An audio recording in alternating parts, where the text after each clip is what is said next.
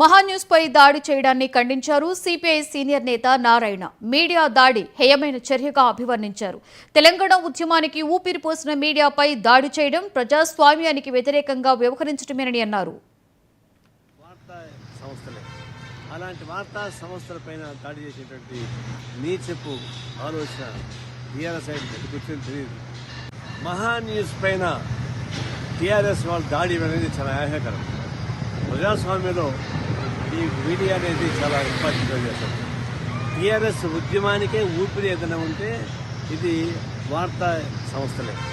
అలాంటి వార్తా సంస్థలపైన దాడి చేసేటువంటి నీచపు ఆలోచన టీఆర్ఎస్ కూర్చొని తెలియదు. ఒకసారి టీఆర్ఎస్ నాయకు మాకు తెలియదని చెప్పచ్చు.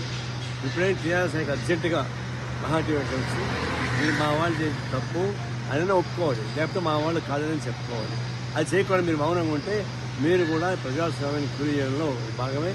ఏ టీఆర్ఎస్ ఉద్యమానికి అయితే ఊపిరి పోసిందో ఆ మీడియాని మీరు గొంతు నొక్కడం అనేది ఆ ప్రజాస్వామ్యానికి వ్యతిరేకంగా ఖండిస్తా ఉంది. మహాన్యూస్ పైన